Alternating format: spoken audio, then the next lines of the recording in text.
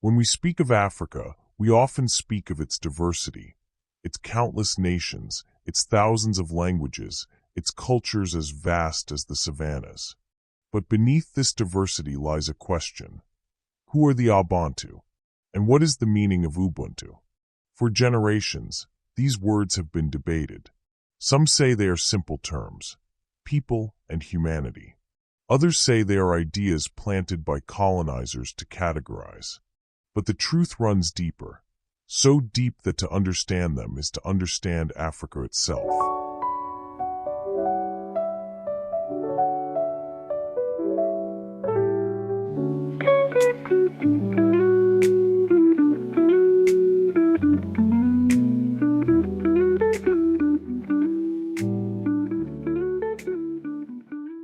Historians trace the Abantu-speaking peoples to the lush forests and rivers of modern-day Cameroon and Nigeria.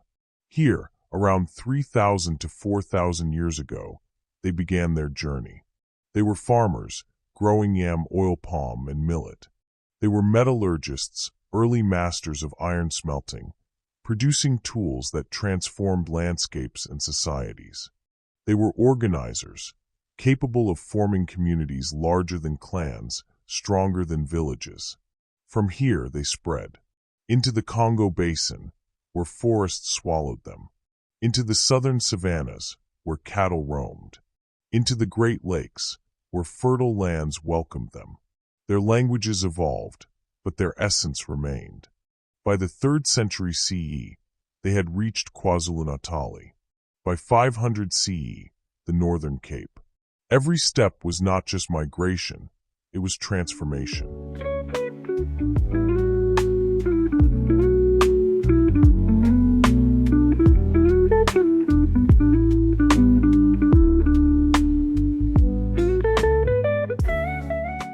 And yet, when Europeans arrived centuries later, they refused to see unity. They carved Africa into pieces, ethnic labels, tribal divisions. They said, the Abantu are many peoples, unconnected, unorganized. They denied the possibility of an African civilization stretching north to Egypt, west to the Atlantic, east to the Indian Ocean. Why? Because to admit unity was to admit greatness. To admit continuity was to admit civilization. The colonial narrative insisted. The Abantu were fragmented, incapable of empire, incapable of philosophy. But archaeology, linguistics, and oral tradition whisper otherwise.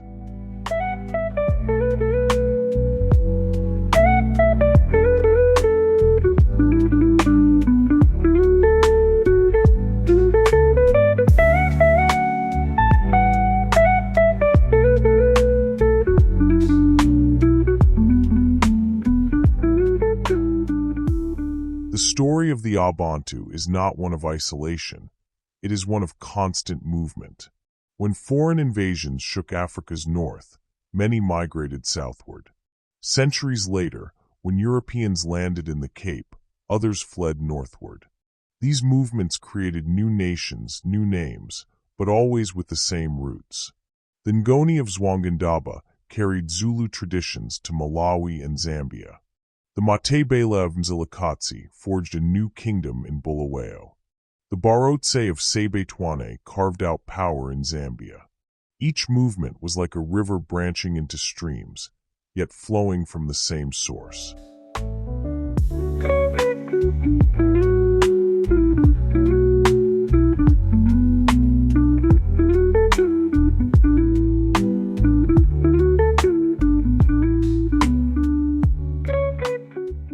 To truly understand Abantu, one must understand Ubuntu. Ubuntu is often simplified to mean humanity. But for the Abantu, it was more than a word. It was law, it was life, it was constitution. I am because we are. This was no abstract slogan. It shaped daily life. Wealth was to be shared. Leadership meant service. A stranger was still a brother. Conflict was resolved with the community in mind. Ubuntu was a philosophy that elevated collectivism over individualism, connection over isolation. It was the invisible fabric binding people together across villages, across kingdoms, across centuries. In Egypt, the same principle was called ma'art, truth, justice, balance. The link is no coincidence.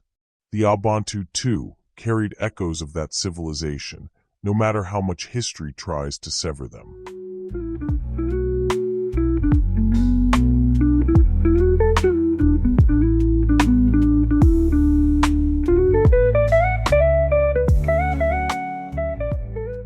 When we say Abantu, we are not just saying people.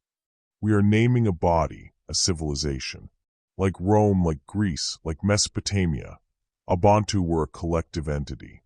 A people capable of agriculture, of metallurgy, of philosophy. Capable of law and order. Capable of shaping Africa's destiny. Yet their story has been buried. Some insist they were mere clusters of tribes. But history testifies otherwise. Oral tradition tells of shared blood, shared totems, shared beliefs that stretched across thousands of miles. Linguistic threads connect Zulu to Shona, Kikuyu to Luba, Swahili to Tswana. Different tongues, but one heartbeat.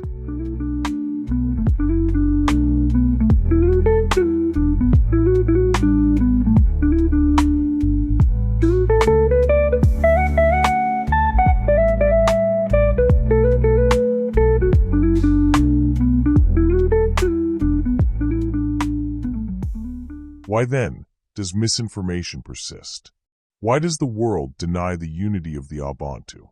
Because to deny unity is to deny power. To break a civilization into fragments is to weaken its story. The narrative of division served colonial conquest. It justified land seizures, cultural erasure, enslavement. But the truth remains in songs, in proverbs, in rituals passed down through centuries. The truth is that the Abantu were, and still are, one.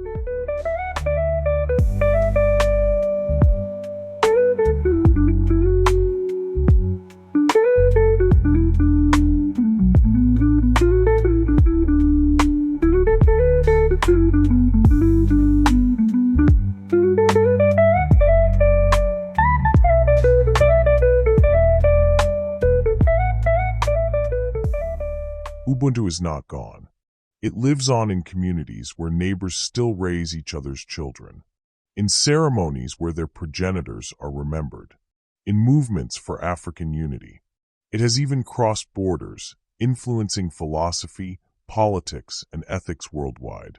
Nelson Mandela and Desmond Tutu invoked it as South Africa healed from apartheid. I am because we are. Today, in a world of division, Ubuntu offers an alternative, a reminder that no person exists alone.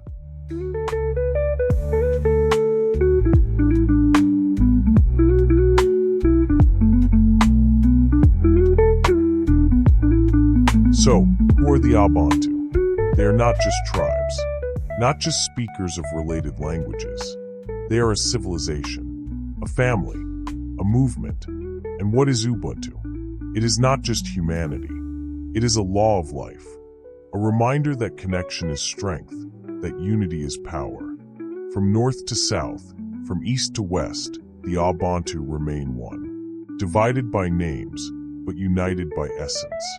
Forgotten by history, but remembered by the soul. Abantu were the people. Ubuntu was their philosophy. Together, they are the soul of Africa.